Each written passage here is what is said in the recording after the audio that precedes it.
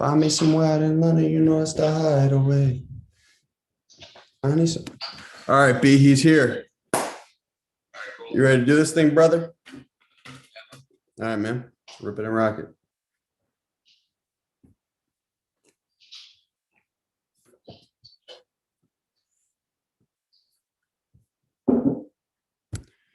Find me somewhere out in London, you know that's the hideaway. I need some medicine. Hawk, How are you, sir? how are you, man? I'm very good, thank you. How are you? I'm doing great. Thank you for joining me, man. Got it.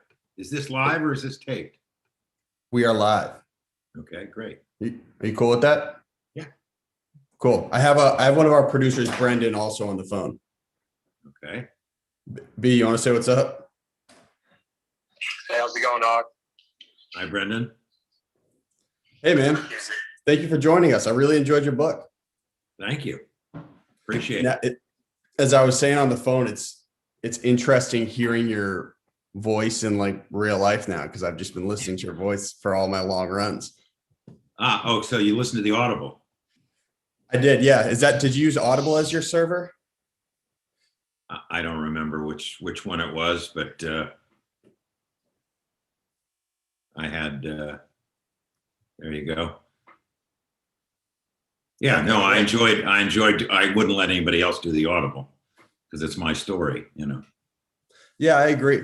I think if I ever have as storied of a career as you do, I'll probably do the same thing. I'll probably voice my own memoir. Makes sense. Oh, good for you. I hope you do. Now, thank you, man. Now, just before we move on, I just want to be super clear. To everyone listening or tuning in, I totally blew it on the phone with Hawk when I called him initially. And I don't want to give too much away about the book, but Hawk in the book has this moment of semblance and this moment of clarity where he changes his name. And so when I called you by Howard, and I apologize. And you were like, it's Hawk. And I was like, my bad. And you were like, listen, you got to get through the book and then we can run the episode. So I understand now. Thank you. Well, you're one of the few people who's called me Howard in 25 years, so it's okay now. Thank you, man. I'm on the other end of the country. Yeah. Now, before we move on, can you just give a quick synopsis of who you are and what you do? My name is Hawk Koch. I've been a producer for many years. I've been in the motion picture business, television business for 55 years. I was president of the Motion Picture Academy. I was also president of the Producers Guild of America. I'm on the board of AMC Theaters, which hopefully I know Boston has some terrific AMC theaters there, and hopefully you'll start going back to the movies. I'm on the board of something called the Motion Picture and Television Fund, which is a nonprofit. Some of you may or may not know about it, but it was started 100 years ago by Mary Pickford.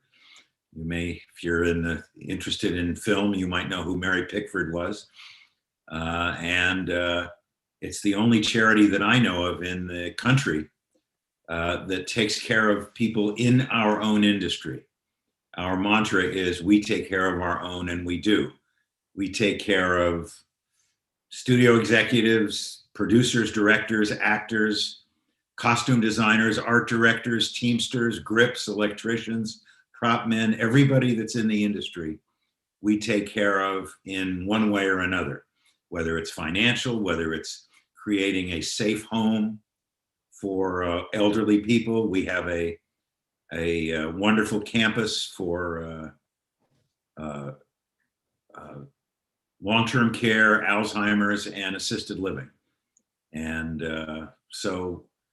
and I love what I do. I don't think I've worked a day in my life because I've been working since 1964, actually, before, as you'll read in my book, Magic Time, There it Life is. in Hollywood. Little promo there. Before that, I was a roadie for a very important English group in 1964 called the Dave Clark Five, and I managed American rock groups in England before that. And I have a wife of almost 25 years. I have 3 kids, two boys and a girl, and 5 grandsons. Now, talking about your wife real quick, can you explain what a Jungian analyst is? I'd actually never heard of that. Or a psychotherapist. Really, it's Jungian. Union. Carl Jung. There were 2. I'm sure you've heard of Freud. That I have. Well, Sigmund Freud and Carl Jung worked together, and Jung broke away from Freud and started his own basic therapy. And there are Jungian analysts all over the country and all over the world who, she's a shrink. And she's also a very good writer who wrote the book with me. But they believe that there are 2 sides to everybody. There's the light and the dark side, and nobody has only one side. And you try to explore both sides of who you are in order to get to the truth of who you are. So you should look up Carl Jung, Jung. I should. Is it tough being married to someone who can psychoanalyze you so easily? You feel like she's reading your mind a little bit sometimes? Actually, I had some failed marriages before that. And it's actually I think all producers should have a shrink as their wife. I'm very happy. As I said, almost 25 years. So it's been really good.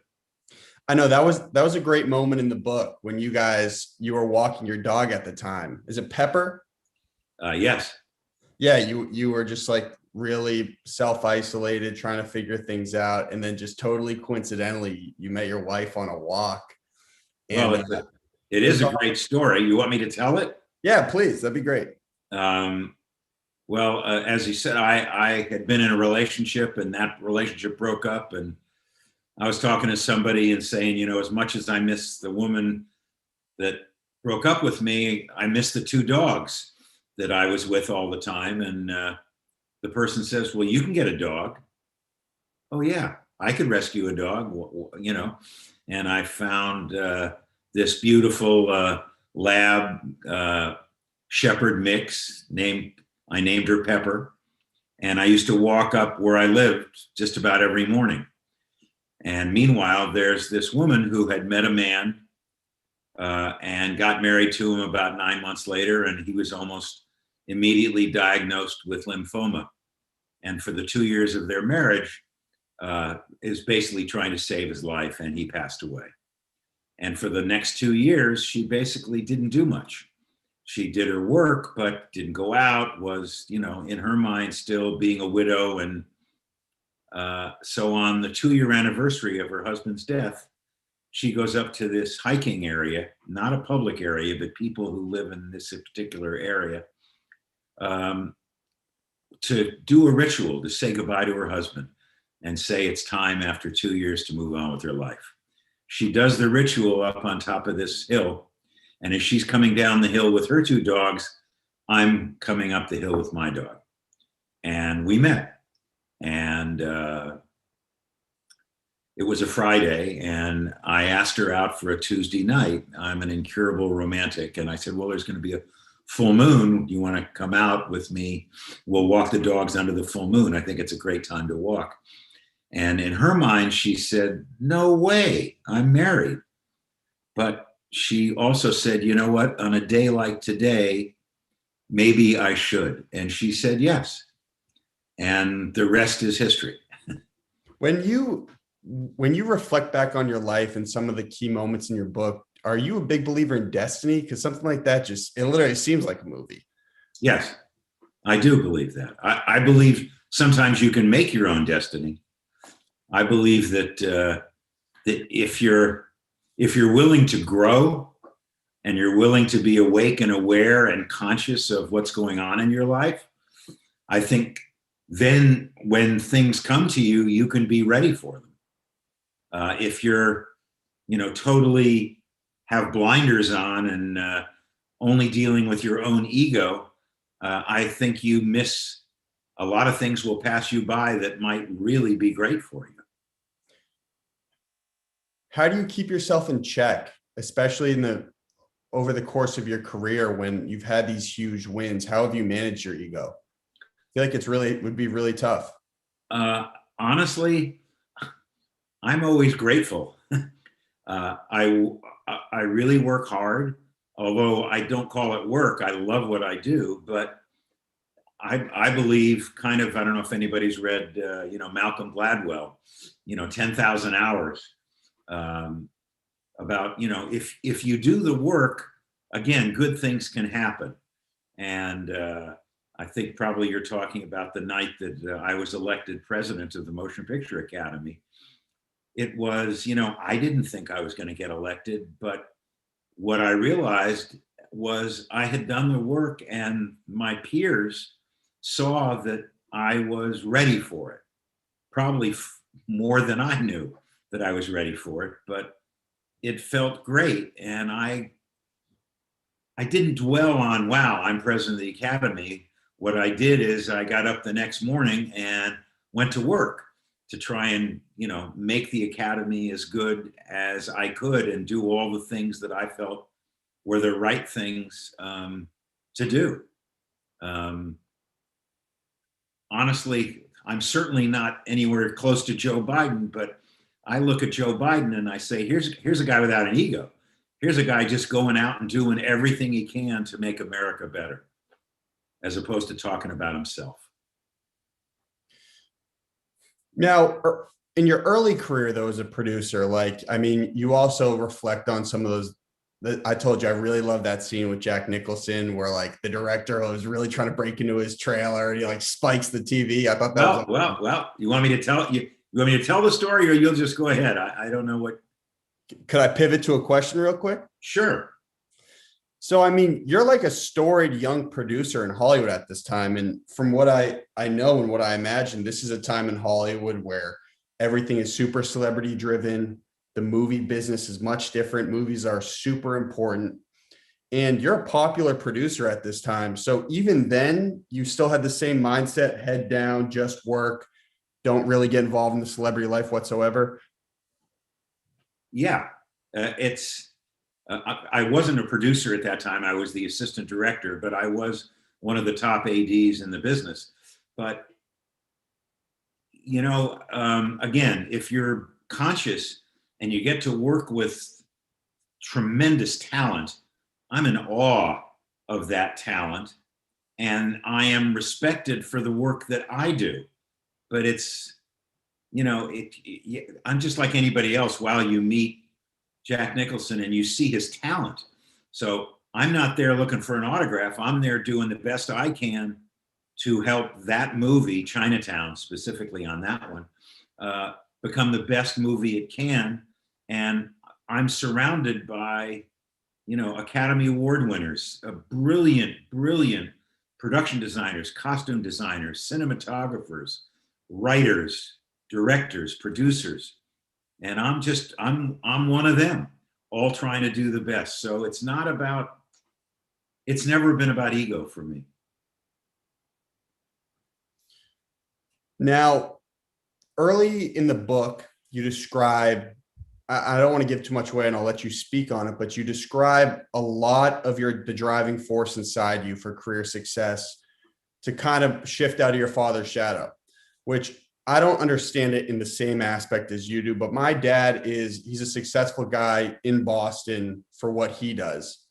And so I understood exactly what you were saying when people would come up to you and say, let me tell you an awesome story about your father. I've gotten that a million times, man. Is your father's name Connor? It's not, it's David, but That Dave was a great guy, man. Okay. And, I think good for you that David's a great guy.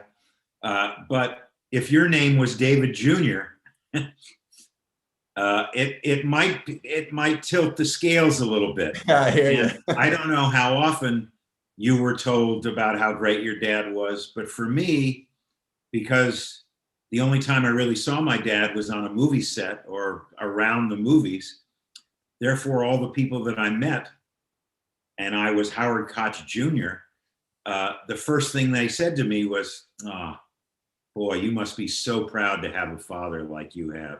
Do you know what a wonderful man he is? Do you know how kind, how sweet? Boy, please say hi to him for me.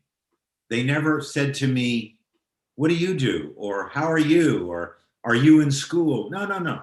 It was always about my dad. And this didn't happen yearly or monthly or weekly. It happened daily, literally, not just when I was a kid, but once I got into the movie business. Of course, most of the people I worked with either knew who my dad was or had worked with him. So therefore, I was always there.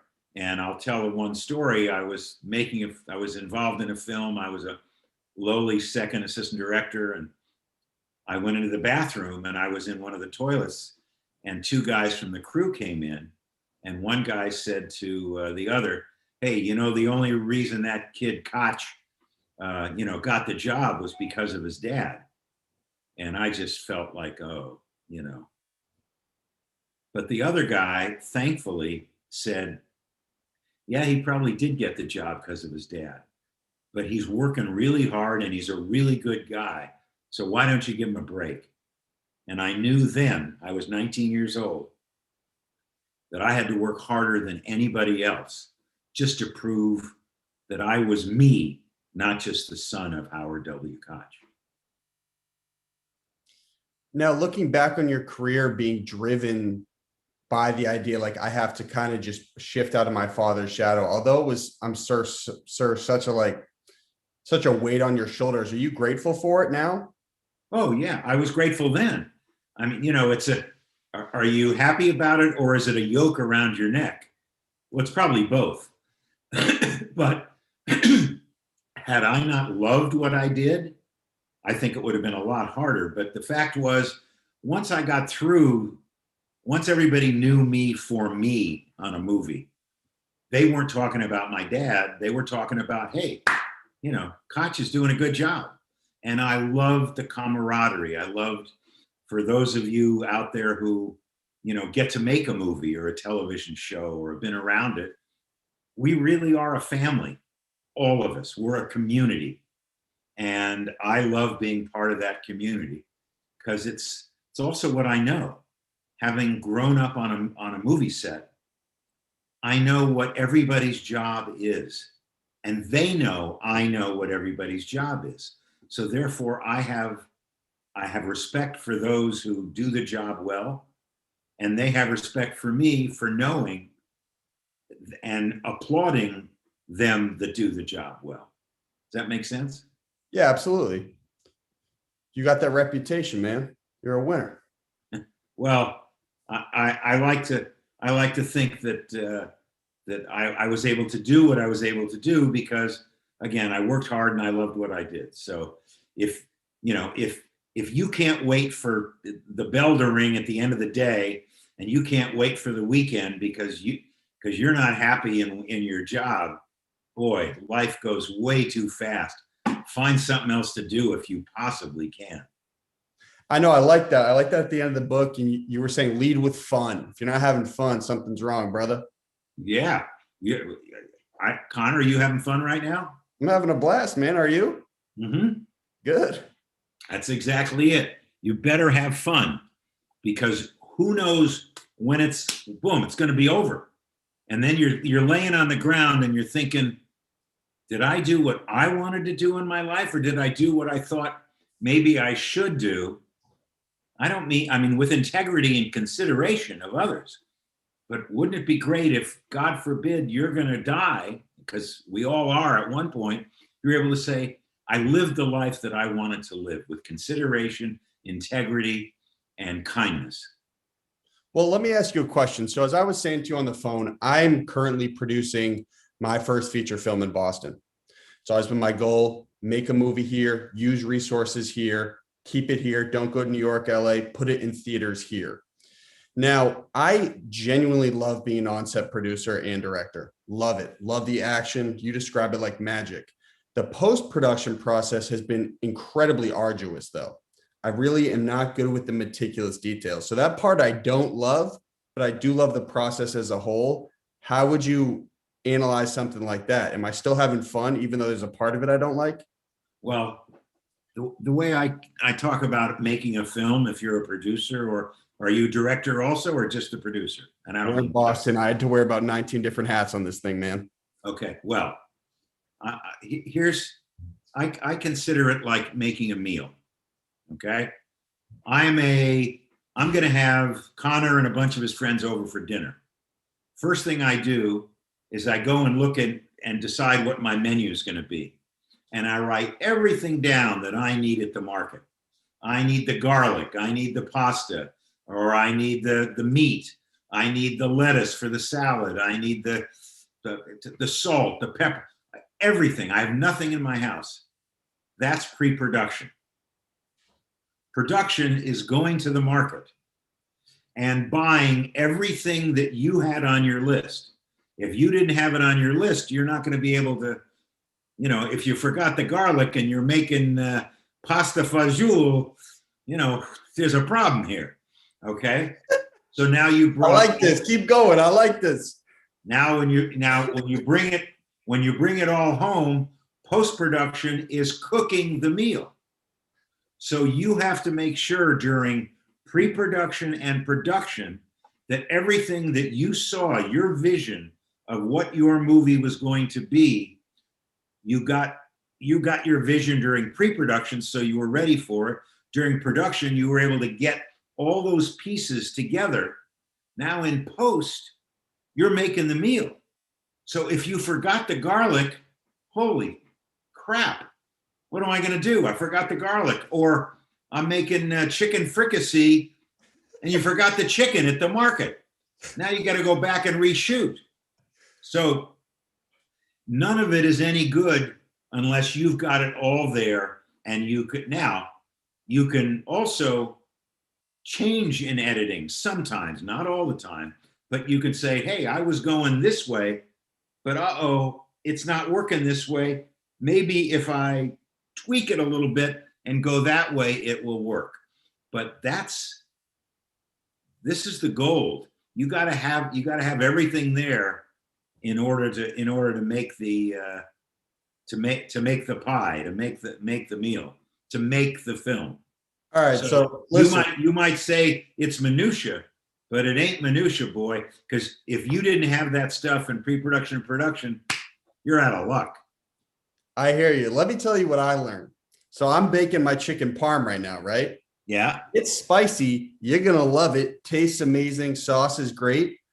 But what I learned baking this chicken parm is I did not really love slicing the cheese. So on the next chicken parm I make, I'm going to bring a friend over to slice the cheese for me. Okay. Get yourself a good editor. You got it. There you go. It's just, I'm just pretty ADHD. So the meticulous edits are tough for me to sit down. It's what I've noticed in successful producers a lot of the time is, and you can tell me if you're the same way, you feed well on chaos, but you're also able to really calm down when it comes to post-production and really pinpoint certain issues. Has that been the case with your career? No, I'm honestly, I try and keep everything out of chaos. It's an old joke that I use, but there's a woman I don't allow anywhere near anything that I'm doing. Her name is miscommunication. I want everybody who's working with me to know. I want Jerry to know what Jane is doing. I want Hawk to know what Bill is doing, so that we all understand together what it is, what that road is that we're going down. And if I'm communicating with everybody and everybody's communicating with me, there is no chaos.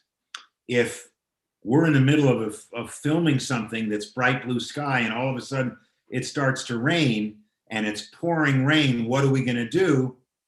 All of us know, if it rains today, here's where we're going. And all of us pack up and all of a sudden we're shooting an interior because we can't finish the scene that was, so that we are communicating all the time. And I also tell everybody I'm working with, never assume anything. If you're not sure of what Connor wants, don't say, oh, well, I thought he wanted. No, go ask Connor, hey, Connor, did you want water or did you want wine? I'm not sure. I don't remember. And Connor, if you're the producer director, right, you can tell them, and therefore they don't go out and spend the money for water and wine. They get exactly what it is that you wanted. Exactly. I really like, this is a good segue in the book, and I've been trying to use it on a day-to-day in my post-production right now. You said the truth is reliable. Listen, and I totally mean it. It's been hard to get certain advice and insight from certain producers. You know, I read Jerry Bruckheimer's book. There's a producer from this, there's a podcast from this producer called Todd Garner. It's hard to get insights from producers. That was wildly valuable. Thank you very much. Can you kind of explain what that means? What means? You said the truth is reliable. Oh, yeah. First of all, I was on Todd Garner's podcast. I don't know if you heard me on it, but you can. I got to go listen to that. I didn't know that. No. Yeah. The truth is reliable because, I mean, I'm not looking to get into politics right now, but the truth is Biden won the election. Everybody knows it. Even the people that say it's not true know it. If I tell you this is what I want and this is why I want it, if somebody says, well, I don't believe you, they're not with you. They're not with you. You have to have, as the producer director, a vision of what you want. Working with Roman Polanski, that's exactly, from the beginning, working on two of the great movies of the 20th century, Rosemary's Baby and Chinatown. Roman knew before we ever started shooting exactly what he wanted. And all of us that worked on those two films knew that he was telling his truth, not my truth, not somebody else's truth. But if I listened to him and delivered what he wanted, then it's cool. But if I didn't listen to him and he said, I want something, and I say, he doesn't really want that. I want I'm going to get him something else. We're in trouble. If you tell the truth in your life, even when it's really, really hard, you did something with your girlfriend, with your boyfriend, with your parents that you really don't, oh man, I don't, how am I ever gonna let them know this? And then somebody else tells your parents or your boyfriend or girlfriend, and they come to you and say, why didn't you tell me? Well, because it was so, I didn't want to hurt your feelings, or I was embarrassed. And somebody else tells it. If you come at them and say, I screwed up, or I need to tell you something I did that maybe you're going to find out later, but I've got to take it on me and let you know the truth. When it's over, that other person and you are going to come together. Does that make sense? For sure. I could also see that being a challenge when it comes to selling the movie and selling ideas, because you want to excite people. Do you not see there being a benefit to hyperbolizing some of the stuff you're selling? Like, let's say you're pitching this idea to a director, or you're pitching to a studio. Well, yeah. I mean, you've got to be a great salesman. Yeah. But bottom line, as much, you say, man, I can't wait. I've got 1,000 people that can't wait to buy tickets to this. It is fantastic. It's wonderful. I've poll numbers of everything.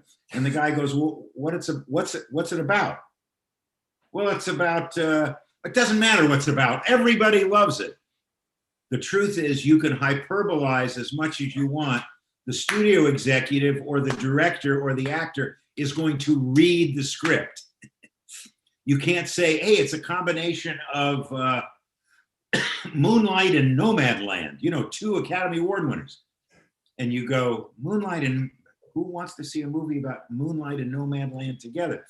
But they read the script and the script is no good. And all of your hyperbole doesn't mean shit.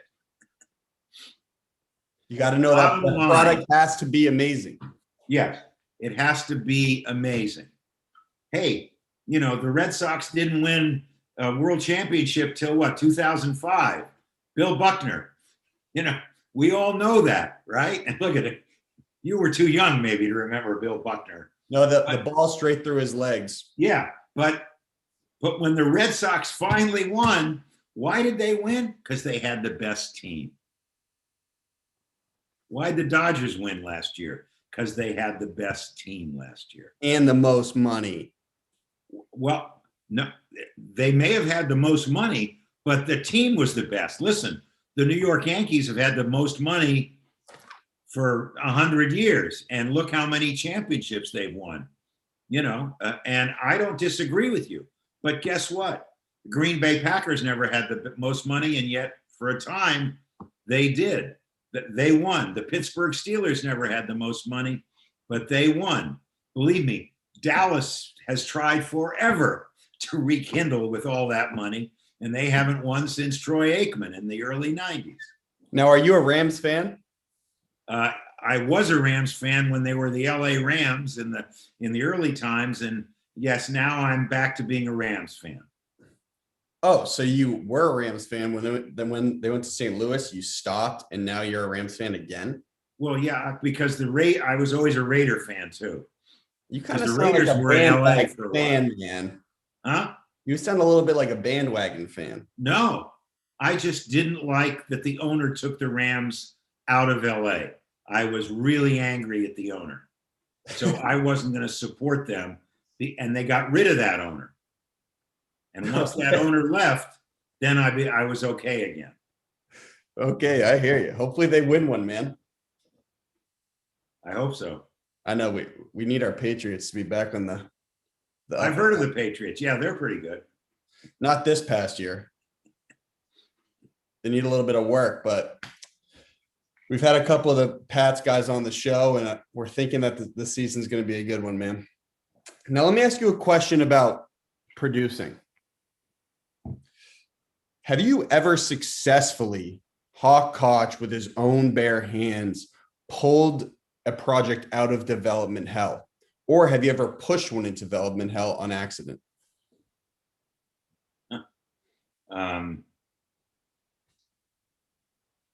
Well, I think every movie that I've made, I've had to pull it out of development hell. Just because you hear what the studio, I've mainly done studio films, not independents, but mainly with studio films, you get all these notes from all these creative execs.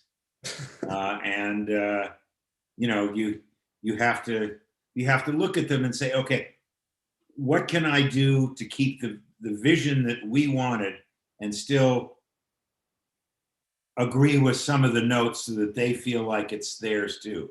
Everybody has to feel like it's my movie. And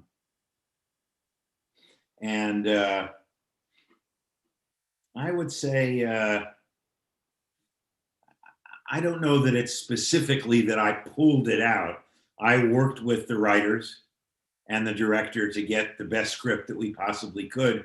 And when we got a really good script, the studio said, let's go make it, And there have been times where I've gotten the script to a really good place that I thought was a really good place. And the studio thought it was shit and said, no, we're not going to make it.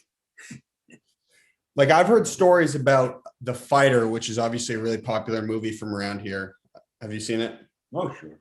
Yeah, I've heard stories about Wahlberg trying to develop that script in that project for like 14 years before coming into fruition. Have you ever worked on a project similar? Oh, yeah, forever. And a friend of mine who lives not far from you, Bill Horberg, produced The Queen's Gambit, which was the number one mini limited series this year. I don't know if you caught it. And 20 years Bill worked on that to finally get it made. I started a movie called The Pope of Greenwich Village, which was a popular book. And I started out with Francis Coppola directing, Jimmy Caan, and Al Pacino. And I went away to do a movie in Europe. When I came back, they had all left. And I ended up with a whole different cast, including Mickey Rourke, who was in The Fighter. Mickey Rourke, Eric Roberts, and a guy named Stuart Rosenberg directed it. And it was a cult hit. If you never saw The Pope of Greenwich Village, I think you'd really like it. You seem like the kind of guy who might really like that movie. Write it down, The Pope of Greenwich Village. You know what? I will write that down. Can you give me 5 seconds, man? Yeah. Sounds good. Now, what are you watching currently? Are you a big streaming guy? I mean, obviously theaters have been shut down. Am I a big streaming guy? I can't wait to go back into the movie theaters, smell the popcorn, sit with a whole bunch of other people, and either be scared or laugh my ass off, or just be gripped by the drama and the size of the screen. That's where I want to be. During COVID, I mean, I couldn't do that. So yeah, I watched movies mainly on television or on whatever you call it, our screen, still television. But I hope that you and your compatriots once, and movies are opening. There's huge movies coming on Memorial Day. You know, it's what, next weekend, not this coming weekend. There's some great movies. Hopefully you're going to say, I don't want to watch it at home. I want to take my girlfriend or my boyfriend or my buddies and go to the movies. Hawk, even better. Listen to this sales pitch. I have been actually working directly with AMC saying, listen, I made a completely Boston-centric movie. I want to put it in your AMC theater downtown, and I want to sell out the IMAX, your biggest theater downtown. I've been working with them back and forth. They hit me with a hefty price tag, and I said, listen, we got to talk about this because this is going to be your first sold-out show down there. But that is my plan with our movie. I want to do a huge screening in an AMC. Well, did you shoot it in IMAX? We did not, but they can take a traditional DSP on that screen. Ah, okay. Well, good luck to you. As I said, I'm on the board. I'm not in management, so I can't help you there. If I got involved, hey, that Connor's a good guy. Yeah. Okay. Which theater? AMC Tremont, Boston Common. Okay. I'll check it out. Thank you, man. Yeah, I will. When we get off the phone too, the Zoom, I definitely want to shoot you at least a section of my film. You can critique it. Okay. Now, question for you. There's a huge gap now, as you know, with streaming and huge franchise movies, independent movies, not a whole lot of middle ground. There's not a whole lot of those $10, $20 million movies anymore. Do you think there will be a resurgence of that ever? I can't look in a crystal ball. I do know that when I look at China and Australia and New Zealand, where the movie theaters have been open for a while now, people are just, the theaters are loaded. Everybody wants to go back out, get outside, stop living in their home. So, and I think that, this new, the fact that Warner Brothers is now been separated from AT&T. I don't know if you read that this week. And there's a guy named David Zaslav who's with Discovery, who's now in charge. I know that he loves movies.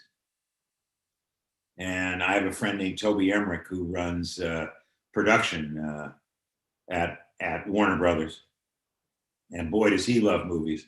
Toby and I did a movie together 21 years ago called Frequency. If you never saw that with Dennis Quaid, write that one down too. That's a good movie. You'd like that, especially you're a sports fan. Write down Frequency, Dennis Quaid. But that was Toby's first movie. But I think there are a few people in our industry who still want to make movies for movie theaters that aren't just the big, Marvel, franchise movies, because they love to go to the movies and they love the community. Unfortunately, as we siphon down to only a very few companies that are running everything, there are people who are there only for the bottom line, only for the stock price, and what's going to make us the most money. And I'm not one of those people. I'm well off. I'm not rich. I'm not Jerry Bruckheimer. But I'm okay for the rest of my life. But I don't believe there are 7 deadly sins. I believe there's one: greed. And I wish that somehow people could get away from greed. Everything comes from greed. I want the woman I want. Screw somebody else. I want the money. I want this. I want that. No matter what it is, it's greed. And if it's one thing that I wish I could give to people, is don't be so greedy. Help everybody out. Let everybody have a chance at life. And if you have enough, great. Do I make the next Marvel movie? Or do I make, let's say, I don't know, you're too young maybe, Kramer versus Kramer. Kramer versus Kramer. Kramer versus Kramer was a movie in the 1970s that won every award. Dustin Hoffman and Meryl Streep. Great movie. Best picture, best director, best actor, best actress, everything. I hope that some of these filmmakers who get to be in the positions they are and can talk their bosses into making, I'll back up a little bit. In the early 1970s, there was a man named Robert Evans who ran Paramount Pictures. And he had a greedy guy named Charlie Bluedorn who owned the company. It was called Gulf and Western was the company, and Charlie Bluedorn was the head of it. And he wanted to make money. That's what he wanted. But Evans wanted to make great movies. And Evans talked him into making The Godfather. Studio didn't want to make The Godfather. Evans insisted and got it made. Evans insisted and got Love Story made. Evans insisted and got Chinatown made. Evans insisted and got Godfather 2 and The Conversation made. So that was a guy who loved movies and had taste and knew. And hopefully there's a few of those still out there, still running companies that will force and talk their CEOs of a major corporation into allowing them to make not just a Marvel movie, but also the others. I also think directors for these huge franchise films, I have noticed at least, they've tried to include real personal and sentimental aspects to a lot of their movies, especially Marvel. It's not like it's just all fantasy and excitement. I mean, they have great character development. They do. I'm not putting them down. I love it, and I love people going to the theaters to watch them. I'm just saying I don't want just that. I don't want to maybe dumb down our audience to not appreciate other kinds of drama. I know. I grew up, like on the whole Will Ferrell, Adam Sandler, like $20 million comedy. I love that era, Believe me, I wish they could come back. Now, question for you. When was the last time you were on a set? About a week ago, I went and visited a friend of mine. Oh, you mean making a movie? Yeah. It's been a while. I got involved. Huh? Do you miss it? Yes, very much.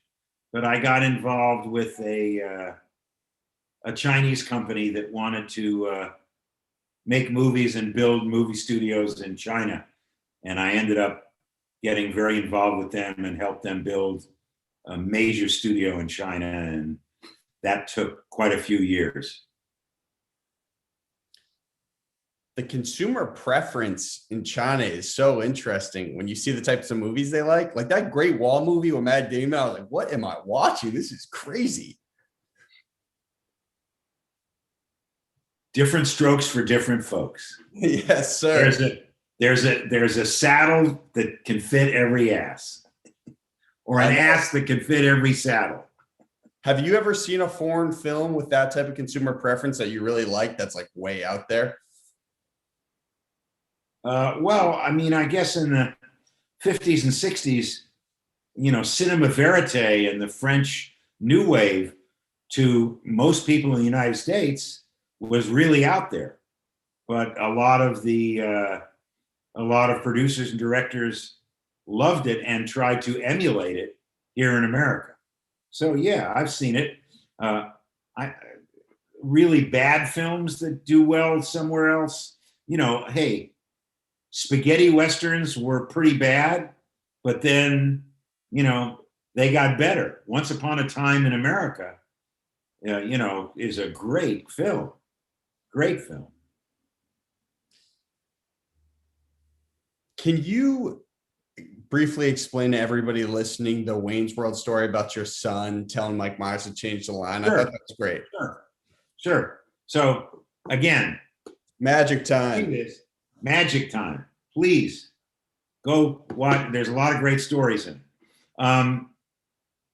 My oldest son was a production assistant on Wayne's World. I was exec producing it. And my 13-year-old son came to the set on a Friday night. And we were shooting the scene, for those of you who know Wayne's World, where the blue pacer has been stopped by a cop. And the cop is the cop from Terminator 2. The actor's name was Robert Patrick. And so I'm standing next to the camera, next to Penelope Spheris, the director. And my son, Robbie, he's, as I said, around 12 years old, is standing there with me. And in the rehearsal, Robert Patrick comes out to the blue pacer and looks in and looks at Mike Myers and says, "Do you know you were speeding?" And my 12-year-old son very loudly says, "Well, that's not funny." Oh my God, you bring your kid to the set. He's going to tell all these creatives what's funny and what's not funny. Mike Myers, to his credit, leaned out and said, "Why isn't it funny, Robbie?" And Robbie said, "Well, because in the movie Terminator, he had a Polaroid picture and the cop was looking for a boy. So when he comes up, he should hold a Polaroid picture and say, 'Have you seen this boy?'" Well, everybody said, "You know what? He's right." They took a Polaroid picture of my son, Robbie. So Robbie is in Wayne's World. And when they did the scene, everybody laughed. And every time, because we saw a lot of screenings, and again, it was right after Terminator 2. So everybody in 1992 got the joke. They roared with laughter at that. And Robbie at 12 or 13 said, "Hey, I know what I'm doing." I know they have to credit him as a script supervisor. Yeah. Well, he's now an entertainment attorney and a very good one. Were you surprised when he didn't take the producer route? Were you hoping for that, or? No. I think he always knew he wanted to be a lawyer. I'm not sure at this point that, he's got 2 kids and he's got a big nut, so he's got to work hard. But he's a great guy. I'm very proud of him. And let everybody live their own lives. I guess I had a thing about the only time I could see my dad was on a movie set. In those days, they worked 6, sometimes 7 days a week. So being on a set was like my second home, and it was a place where I could see my dad. So I learned what everybody's job was, and I knew what was going on from the time I was young. So for me, it was really easy, to say, "Oh, I can do this because I've known it my whole life." It's like riding a bike, You're scared if you've never been on a bike, but once you know how to ride it, you can be pretty good. There are certainly some parallels between being a producer and a lawyer, though. You got to be a good talker, right? Well, not necessarily. Well, I mean, if you're a litigator, if you're doing contract law, it's all about negotiating and writing everything up in a contract. I might need your son's help. I'm currently talking to Universal Music Group about getting licensing on music for our movie. His name is Robbie Koch, and he's write it down. He's at a really top Hollywood law firm called Hanson Jacobson. I got it. Sounds good. There you go. Now, all right, before we wrap it up here, I want you to touch on one more important part of your book, which is Hawk, for everybody listening, untraditionally had a bar mitzvah when he was 50 years old. Now, can you kind of speak to that and what that experience was like for you? Sure. Well, as you heard earlier in this broadcast, that I was Howard Koch Jr.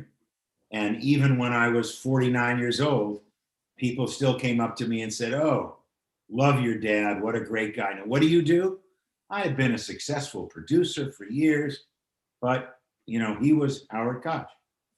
So I was in a relationship and the woman broke up with me and I was pretty devastated. And I was sitting with a friend of mine talking about it.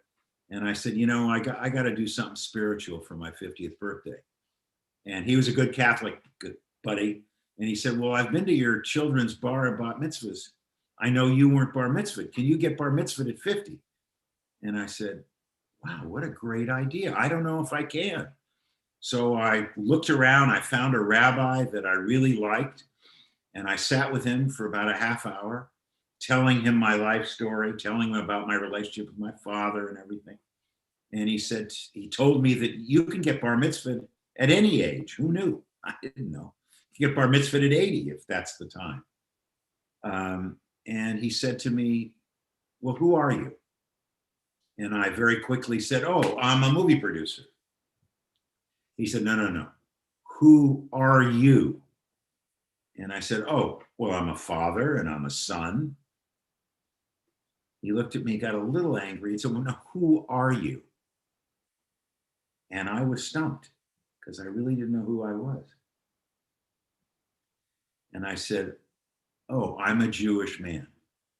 And he said, "That's a start." He said, "What's your Hebrew name?"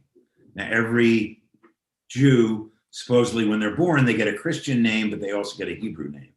But my parents were non-religious and I didn't have a Hebrew name. So I said, "I don't have a Hebrew name." And he said to me, "Well, for your 50th birthday, for your bar mitzvah, you will be given your own name." Well, when he said that, I broke down. I was crying. And he said, "What are you crying about?" And I said, "I just realized for 49 years, I've had my father's name. I want my own name." And he said the words that changed my life. He said, "You can have your own name." What? A rabbi told me I could have my own name. And, do you want to be known as Connor or Jack or Frank or Bill or Sally? No. And he said, "Well, did you ever have a nickname?" And I said, "Well, my initials are HWK. Few people called me Hawk in like grammar school, but it never really stuck." And he said, "Well, do you know anything about hawks?" And I said, "Yeah, bird of prey." And he said, "No, hawks mate for life." And I said, "Well, I haven't been very good at that. I'd love that to happen." He said, "They also can see from horizon to horizon, and they can see a squirrel like a half a mile away." He said, "Wouldn't it be great if you could see the panoramic of your life and the detail always at the same time?" And I thought, wow. First of all, this guy's smart. This rabbi's a poet, man. Yeah, this guy is smart. And I said I'd go away and think about it.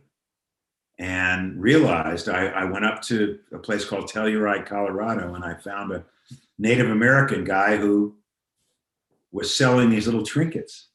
And I said, "What is this?" And it was a little trinket, and it said "Listen" at the bottom. It had a little cloud and a little lightning bolt. And he said, "You know how we listen, how awake and aware we are between the lightning and the thunder. the lightning bolt in the cloud. He said, we can smell a thunderstorm. We can hear it. We see it. We taste it. We feel it. Wouldn't it be great if you could be as awake and aware as the way you are between the lightning and the thunder, if you could be that awake and aware all the time in your life? Don't just wait for that, but be awake and aware all the time. Be that conscious. And so I bought that trinket. And that's my initials, HWK, and that's the A in Hawk, trying to be awake and aware all the time, to be conscious, not just, somebody says, you're allergic to nuts. Why did you eat a peanut? I don't know. I wasn't thinking. Well, you better be thinking or you're going to die. What are you doing walking it says don't walk. What are you walking? Be conscious. Be conscious of what, your girlfriend, have you got a girlfriend, Connor? Not right now. Do you have one for me? All right. You got a buddy and you say something that hurts your buddy's feelings. Why? Did you really think about what you were going to say before you hurt your buddy's feelings? Or was there another way to say it that wouldn't hurt your buddy's feelings? You have to be that awake and aware all the time. Now, Hawk, can I ask you a question? How did you acquire your intuition? Because over the course of this entire episode, you've described a multitude of situations where you made decisions purely based off intuition. Is that a muscle you've had to work, or? My wife says that I'm very intuitive. I don't know. I get a lot of these requests to do podcasts, and for some reason, I've turned most of them down. But for some reason, I felt like you'd be a good guy to talk to. Was your gut right? Yeah, I'm enjoying it. Nice. I know, but you keep talking about being conscientious in certain situations and conscious and conscientious. Yes. Yeah. Now I could probably benefit from that personally, because I think a lot of people, I'm 25 years old. A lot of people at our age are at an impasse on the right decisions to make. Everyone says, trust your gut, trust your gut. I wish it was that easy, but sometimes you don't know if it's your mind playing tricks on you or it's actually the right decision. Does that make sense? Yeah. Go with your gut. If that road is taking you after your gut decision, if that road's taking you a place you didn't want to go, turn around and go a different way. But I always say, show up. Show up. You say, oh, I don't want to go to that part. But if you show up, look who you met. Wow, you met this person who had a great idea for a movie, and he's an actor or she's a director, whatever it is. And all of a sudden, man, if I hadn't gone to that part, if I didn't take the walk up on that hill that day with my dog, I never meet my wife. Show up. I asked you earlier, I asked pretty much every guest if they believe in destiny, because I certainly do. Have you felt like you've had a guiding hand your entire career, just kind of help you a little bit? Yes. Yes. That's my guy. That's my guy. It's weird, isn't it? Yeah. But I'm open to it. Be open. Now, totally random. I have not personally done it, but have you ever had any sort of psychedelic experience? No, I didn't take any. Well, once I took a psychedelic drug, yes. Did you like it? I didn't like being that far out of control. Was this like 6 about your age? Okay. Yeah, I have never tried it, but it's been piquing my curiosity exactly the way you explain things. Yeah, I didn't like it. I was on I took peyote on an Indian reservation, a Navajo reservation in 1970 with Peter Fonda and Dennis Hopper.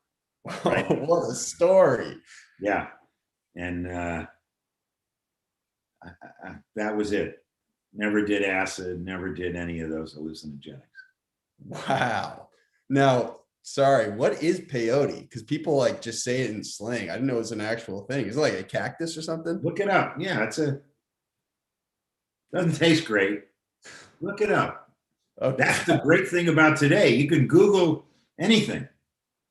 Google, here you go. Google two things, Connor: peyote and Carl Jung.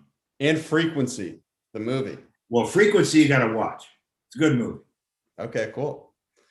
Well, hey, Hawk, man, thank you so much for your time today. Love being with you. Hi to everybody. Hope you enjoyed it. Please. Magic Time, My Life in Hollywood. I will I'll make a plug for you real quick before we sign off here. Again, I want to make really big movies out of my city. I want to produce big projects here. And it's really hard to gather information, what it's like producing huge projects. There are not a lot of people who have recounted the experience from a personal level. And that's why I actually really enjoyed your book, because you humanize the process a lot. And I really like that. So thank you. You're welcome. And I hope your listeners will like it as well. For sure. And so before we end, we have two ending bits. The first one is, you've already kind of heard it. I made a movie in my city, man. I'm hoping, and if there's anyone you can connect me with over at AMC to help me out, that would be awesome. I'm hoping to screen it at that huge Tremont, downtown Boston, biggest screen, just because nobody here has ever done that. And so it would be a really big deal for independent filmmakers here. I want to fill the place. I want to get the thing filled up. Well, is it done? VFX will be finalized in about 2 weeks. All right. Well, make sure it's done. Make sure it's exactly the way you want it. Okay, great. So that's number one. When the movie's done, I'd love for you to watch it. Sit back, enjoy it. It's a little bit of an escape. It's not as artsy as some of your films. Much emotional depth as A Primal Fear, but it's close. Okay. Number two, this is how we start and end the show. You say, hi, your name, and this is my golden hour. Directly after no break, hi, your name, and that was my golden hour. Hi, I'm Hawk Koch. This is the golden hour. Oh man, we got to start over. What happened? I got you. Ready? Listen real close, Hawk. Hi, I'm blank, your name, and this is my golden hour. Directly after no break, hi, I'm blank, and that was my golden hour. Hi, I'm Hawk Koch. This is my golden hour. Hi, I'm Hawk Koch. That was my golden hour. Well executed, my brethren. Take care, buddy. You're the man. Thank you so much. And when we hop off, I'm going to get your address so I can shoot you a shirt.